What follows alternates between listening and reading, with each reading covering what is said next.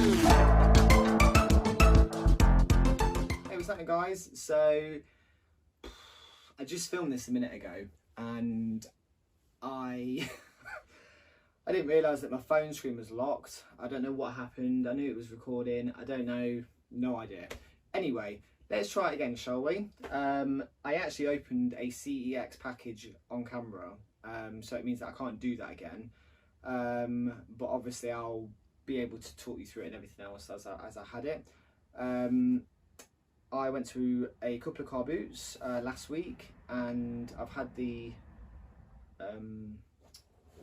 pickups sat to one side in my car boot bag. When I have this, I just literally put all the stuff in here and just dump it down the side here, really, for when I'm next doing my video. And yeah, so let's crack on with it. So last night, in actual fact, it was not my car boot buy, it was a local pickup, and it was a 3DS game, which is Yoshi's New Island. I didn't even know this was a thing, to be fair. So when I saw it and it was £5, I was like, oh, okay then, cool, yeah, I get that. Because I do like all the kind of the cutesy Mario games. So, and it was one I don't have. It was local, it was dead easy to go and get, dead quick. And the person was like, yeah, come right now if you want. Like, cool, okay. So that's exactly what I did. There's no manual, unfortunately, but I don't know if it did. I assumed that, I think the first party Nintendo games do, but then nothing else does. Is that right? I don't know. But it's £5, so can't really grumble at that. And we have another car boot buy, okay, which is this. So years ago, PG Tips used to always like give you little books and stuff, made stuff to do with kids. So kids would be like, oh my god, could you buy PG Tips? I don't want tea, but I want you to get that for me. That's what I used to do with my mum anyway. So yeah, in the book, I don't know if you remember, but basically they had like a comic book that was specifically for PG Tips, and then in the pages they would have these gaps, which is where you put the cards. And yeah, they're pretty cool. And this guy had loads of stuff, and it was all in these like really cool, I say really cool, it was just like laminated them and stuff, and like he put them in these plastic wallets and everything. 50p, he put price on every single thing. He had like one that was full of police commissioners from like 50 years ago, vintage cars, famous monuments. It was just everything, anything you can think of, that's what he had. And yeah, it was 50p. There was nothing else like this apart from a pack of like Batman trading cards, and there wasn't loads of them, there wasn't a whole collection or anything like that. And I actually have that particular collection, and it's near enough complete, but the ones that were there, I think I maybe didn't have maybe one or two of them, but my friend had got them, and they were only £1. I mean, this was 50p. This is amazing. I love the Turtles, the original Turtles. Anyway, another non-retro, non-gaming related thing. This is the only random thing, so I apologise, but I draw, and that's why I got this book, and it cost me £1. And this woman kind of looked at me like, when I bought it, old woman, and she sold like old dolls and everything else. And the reason why is because of pictures like this. So I draw like kind of like dark art, black and white drawings, and this gave me amazing ideas basically. I have a load of books, as you can see in my previous video if you watched that, where I kind of clickbaited about my collection getting stolen. That was my book collection behind me. So yeah, so honestly really happy with this. It's only £1, and yeah, if anybody's interested, by the way, I have said it in my previous videos like way in the beginning, but I'm on Instagram as Delinquent Artist, so del.ink.quent.artist. If you want to go and check out my art, don't have to, no pressure. And what else have we got? We have gaming related from the car boot. Big Fat Gordy Mario.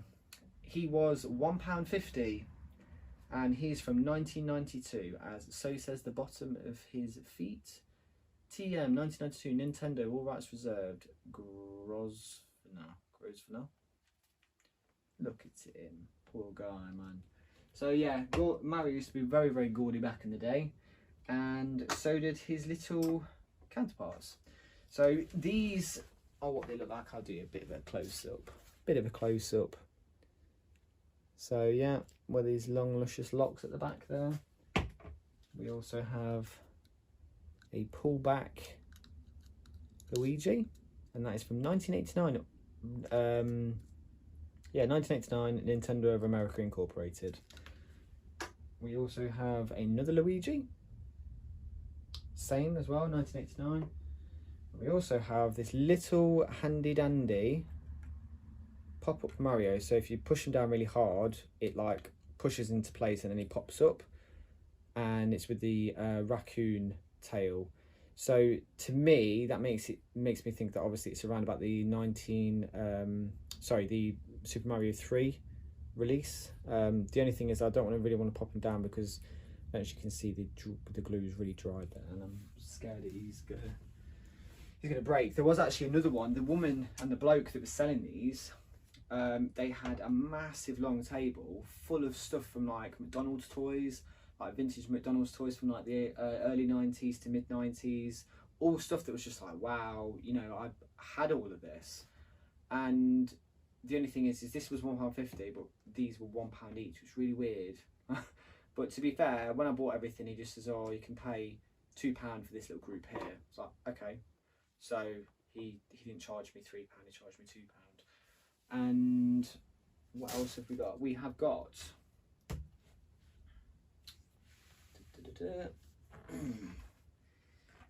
videos.